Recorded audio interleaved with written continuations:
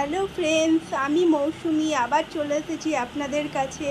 আজকে আমার রেসিপি হচ্ছে নিরামিষ ডালপুরি। এটি খেতে খুব সুন্দর, এবার একবার খেলে বারে বারে খেতে ইচ্ছা করবে। আপনারা দেখুন, ভালো লাগবে। ডালপুরি রেসিপি বানানোর জন্য প্রথমে আমি 250 গ্রাম ডাল নিয়ে নিয়েছি। তারপরে ডালটিকে আমি একটু বেশি করে জল দিয়ে ভিজিয়ে রাখছি। 8 ঘন্টা মতো ভিজিয়ে রেখে দিতে হবে। একটা ঢাকা দিয়ে আমি ঢেকে দিচ্ছি। 8 ঘন্টা হয়ে গেছে, ডালটা ভিজে গেছে। ডালটিকে 4-5 বার ভালো করে জল দিয়ে ধুয়ে নিয়েছি। এবার একটা পাত্রের মধ্যে আমি ডালগুলোকে ছড়িয়ে দিচ্ছি, দিয়ে আমি শুকিয়ে নেব, ঝরঝরে করে নেব ডালগুলো।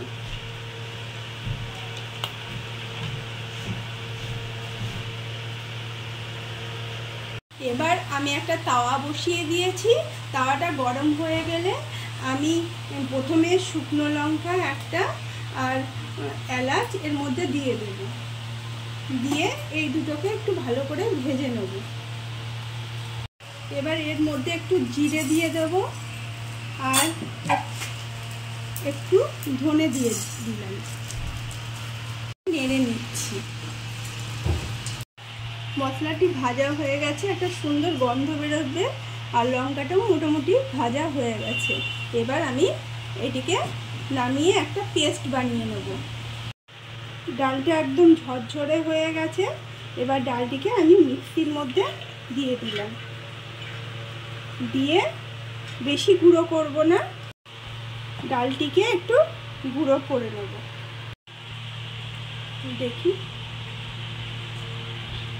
দেখুন একটা পেস্ট বানানো হয়ে গেছে।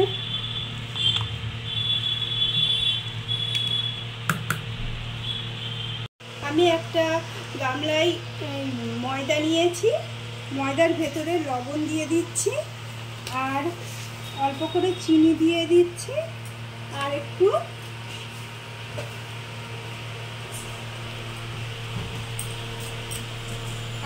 সাদা তেল দিয়ে দিচ্ছি। দিয়ে আমি এটিকে ভালো করে ময়াম দিয়ে নিচ্ছি।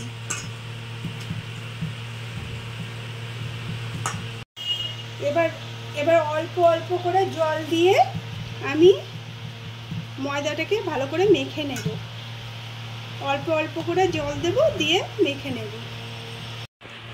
আমার ময়দাটা মাখা হয়ে গেছে, একটা আমি ডো বানিয়ে নিয়েছি। এবার দেখুন একটা ডো বানিয়ে নিয়েছি। এবার একটা থালা দিয়ে ঢেকে দিলাম। প্রথমে একটা তাওয়া বসিয়ে নিয়েছি। তাওয়াটা গরম হয়ে গেলে ওতে আমি একটু ঘি দিয়ে দিচ্ছি। চারিদিক তাওয়াটা গরম ঘুরিয়ে নিলাম ঘিটা। এর মধ্যে একটু হিং দিয়ে দিলাম, একটু হালকা করে নেড়ে নিচ্ছি।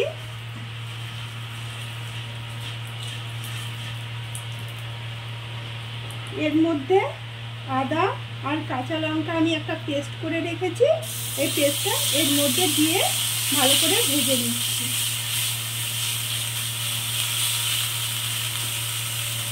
ভেজে নিয়েছি, দেখুন এর কাঁচা গন্ধটাও চলে গেছে। এবার আমি অল্প অল্প করে ডালগুলো এর মধ্যে দিয়ে দেব।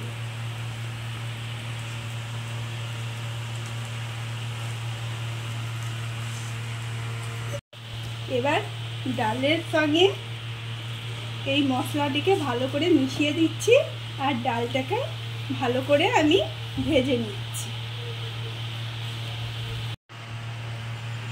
এর মধ্যে পরিমাণ মতো লবণ আর চিনি দিয়ে দিচ্ছি। যে মশলাটা করে রেখেছিলাম সেই মশলাটা আমি এর মধ্যে দিয়ে দিলাম, দিয়ে একটু ভালো করে নাড়াচাড়া করে নিচ্ছি। দেখুন ডালগুলো একদম ঝরঝরে হয়ে গেছে। এবার আমি নামিয়ে গ্যাসটি অফ করে আমি থেকে ঠান্ডা করতে দেব। ময়দাটা মেখে আমি একটা এরকম সাইজের লেচি করে নিয়েছি, কটা লেচি করে নিয়েছি। এবার ডালের পুরগুলো এই লেচির মধ্যে ভরবো।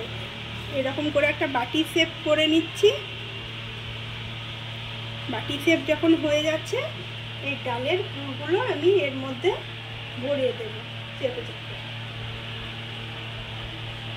চেপে চেপে ভরিয়ে দিয়ে দুটি মুখ এরকম করে জয়েন করে নিচ্ছি। দিয়ে এক জায়গায় করে এরকম গোল করে নিচ্ছি যাতে বেরিয়ে না আসে। এরকম করে আমি লেচি করে নিলাম। দেখুন আবার একটা করে নিচ্ছি। প্রথমে এরকম করে গোল গোল করে নিচ্ছি, একটা বাটির মতো করে নিলাম।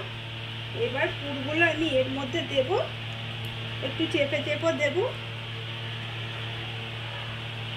তারপরে দুই মুখ এমনি করে মুড়ে দেব। মুড়ে দিয়ে এরকম শেপে এরকম শেপ করে নেব, দিয়ে লেচি করে নেব। এবার একটা একটা করে একটুখানি তেল মাখিয়ে আমি লুচিটা বেলে নেব।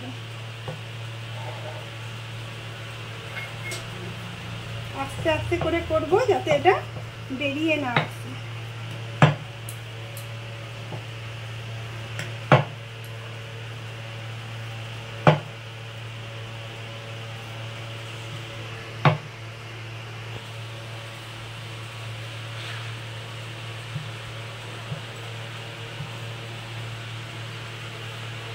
দেখুন এটা হয়েছে। আবার একটা করে নিচ্ছি।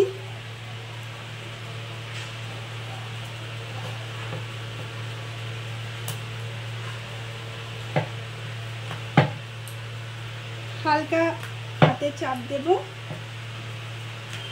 যাতে পুরটি বেরিয়ে না আসে। হয়ে গেছে। এবার এটাও তুলে নিচ্ছি। প্রত্যেকটা কি সুন্দর শেপে আমার বেলা হয়ে গেছে। এবার আমি ভাজবো এটাকে। গ্যাস অন করে আমি কড়াইটা বসিয়ে দিয়েছি। এবার কড়াইটি গরম হয়ে গেলে আমি রিফাইন অয়েল দিয়ে দিলাম। তেলটা গরম হয়ে গেছে। এবার আস্তে আস্তে আমি ডালপুরিগুলো এর মধ্যে দিয়ে দেব। দিয়ে আস্তে আস্তে চেপে চেপে দুই সাইড থেকে ভালো করে উল্টে ভেজে নেব। দেখুন কি সুন্দর ফুলছে। এই লাল লাল করে আমি ভেজে নেব।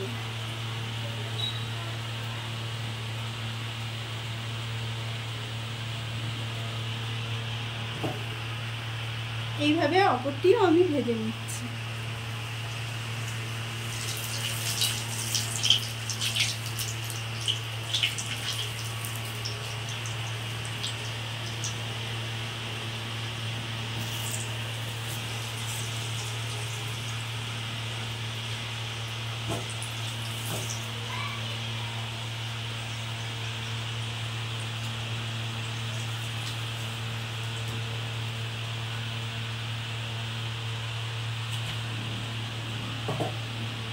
এইভাবে আমি ডালপুরিগুলো ভেজে নিলাম।